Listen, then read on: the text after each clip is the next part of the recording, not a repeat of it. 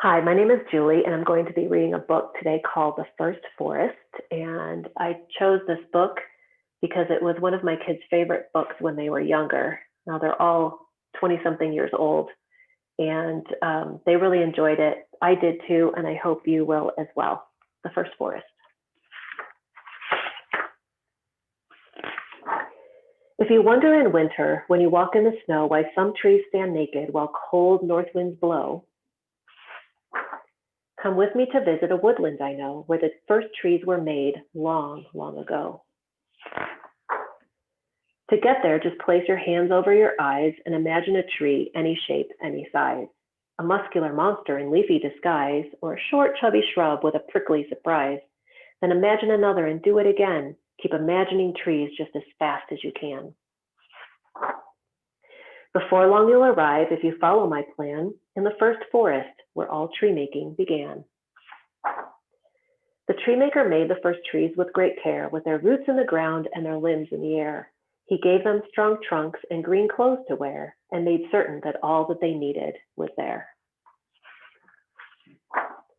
He let each tree choose what it would become, a spruce or a maple, a pine or a plum. There were hundreds of choices they would pick from, and each choice was sure to be pleasing to some. The tree maker saw that his forest was good, and was pleased as his trees shared their new brotherhood. He helped each tree learn how to grow as it should, changing water and sunlight and soil into wood. Each day in the forest was happy and peaceful, as each day each tree grew more stately and graceful. Till one sad day, greed, all spiteful and hateful, created a scene nothing short of disgraceful.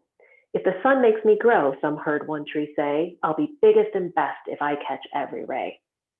So he stretched out his limbs and shoved others away, and the peace of the forest was ended that day. Soon other trees followed that tree's lead like sheep. They pushed and they shoved, making wounds that went deep.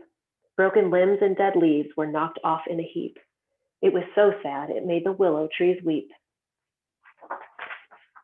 When the tree maker came to his forest that night, his beautiful trees were an ugly sight. They were twisted and bare and shaking with fright, except for a few that stayed out of the fight. The sight of the mess made the tree maker mad, but the plight of his trees made the tree maker sad. His heart broke in two, he felt so bad when he thought of the beauty his trees once had.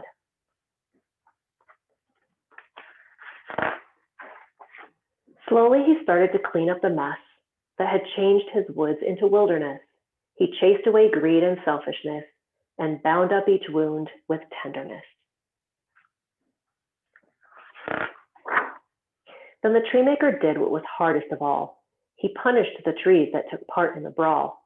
He ruled that the selfish ones, big and small, would lose every leaf from their limbs every fall.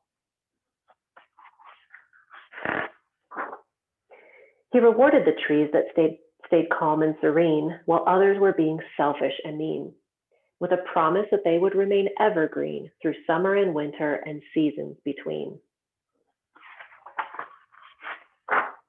That's why in the winter, when you walk in the snow, some trees stand stark naked while cold north winds blow. But each spring, the tree maker lets his love show when he gives back their beauty and makes new leaves grow. So if you could be any kind of a tree, what kind of tree would you be? And what was your favorite part of the book? Thanks for sharing this time with me. I hope you enjoyed the book as much as I did.